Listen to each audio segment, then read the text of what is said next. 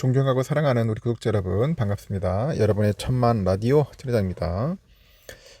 현재 장은 흘러가는데 코스피 코스닥이 좀 빠지고 있어요. 빠지지만 코스피는 오전에 비해서 약간 낙폭을 좀 줄이는 듯한 느낌은 있습니다. 2468.55, 개인들이 229억, 외국인 개인들이 파네요. 229억, 기간 353 매도하고 있고, 외국인이 572억 정도 들어옵니다. 삼성은 한 200원 정도 오르고 있고요. 기아가 0.4% 오르고 있고, 셀트리온이 1.68% 오르고 있습니다. LG엔솔 1.4% 빠지고 있고, 하이닉스 1.2, LG화학 0.1, 우선주 0.5, 현대차 1.2, 네이버 0.4, 포스코홀딩스 0.8, 카카오 0.3% 빠지고 있네요. 포스코피치엠 1.8% 빠지고 있고, 현대모비스 0.6% 빠지고 있습니다. 코스닥은 어떠냐? 코스닥도 현재 1.3% 정도 빠지고 있는데 흐름이 안 좋아요. 개인하고 기관들은 좀 사는데 외국인들이 1380억 정도 매도를 하고 있습니다. 에코프로비엠이 4.6, 에코프로 7.1 빠지고 있어요. JYP 0.5, 카카오게임즈 1.02, 오스템임플란트 0.38% 빠지고 있고, SM이 4% 빠지네요.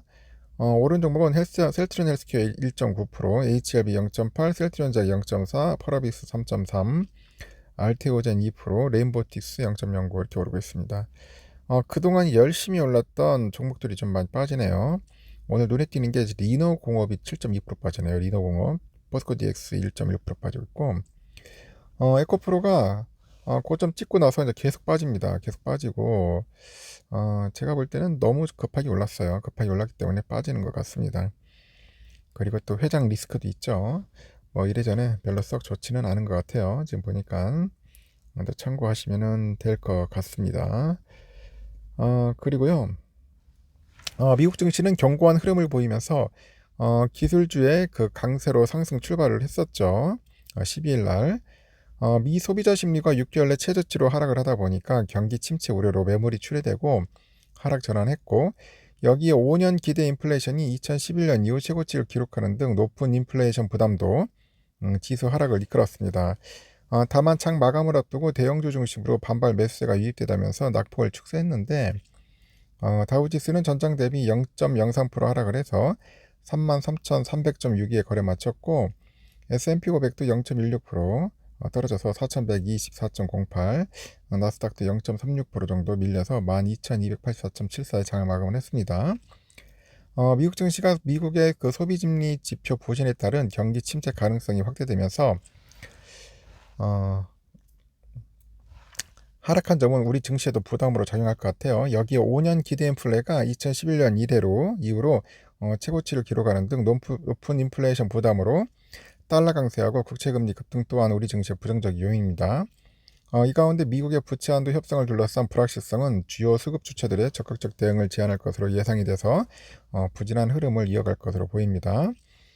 금일 코스피는 0.5% 내외 하락 출발할 것으로 예상되고, 이후에 이번 주에 있을 미국 소매 판매 그리고 부채 한도 협상 등을 기다리면서 변동성이 확대될 것으로 보입니다.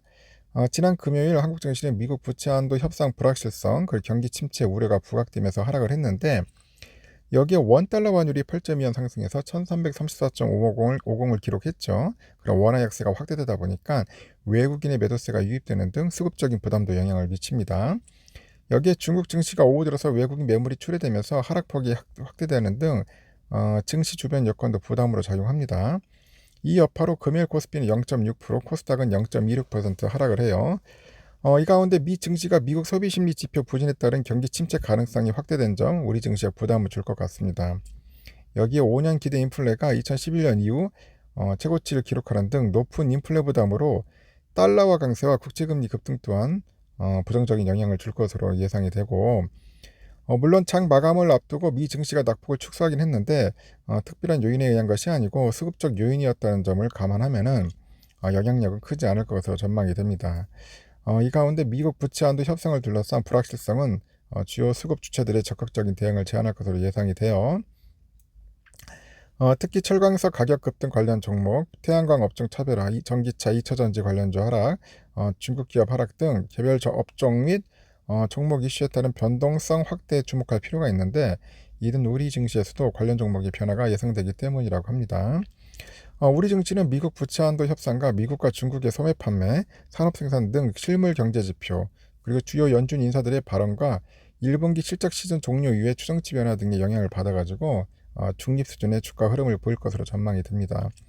이에 코스피 예상 범위는 2440에서 2540포인트로 예상이 되는 것 같아요. 지난 10일 미국 증시는 부채 한도 협상 불확실성이 이어진 가운데 5월 기대 인플레이션 상승과 소비 심리 지표도나 연준 인신의 매파 발언 등으로 하락 마감을 했습니다.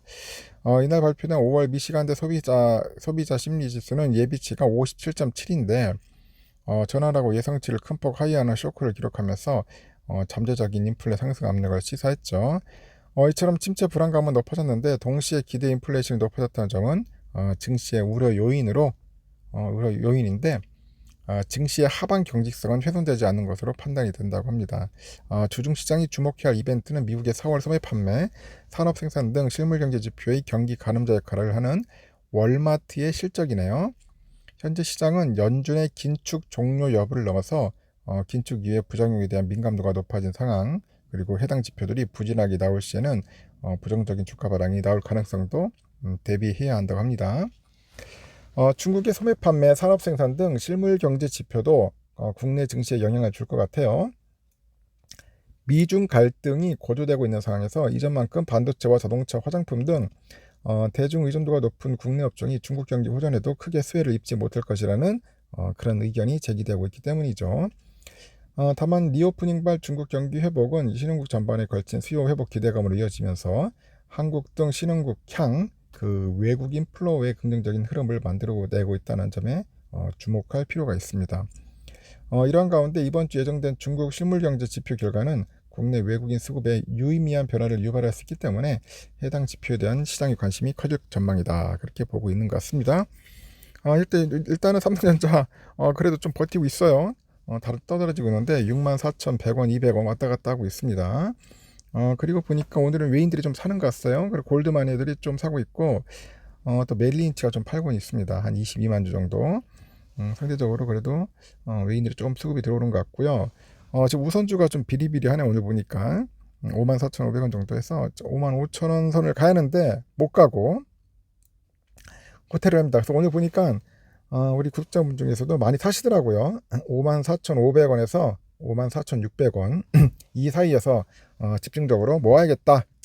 지금 평단가도 낮추고 수량도 모으고 해서 지금이 기회다 생각해서 지금 들어가는 분들이 좀 있을 겁니다. 한 0.5% 정도는 빠지지 않겠나 그렇게 보고 있는데 또 오후 되면 또 오를 수도 있어요. 현재 JP하고 CL 애들이 좀 사고 있고 지금 JP, 메릴린치, 모건 애들이 또 팔기도 합니다. 사고 팔고 하면서 약간 좀 보합세를 유지하고 있습니다. 참고하시고 여러분 현명한 투자하시길 바라겠습니다.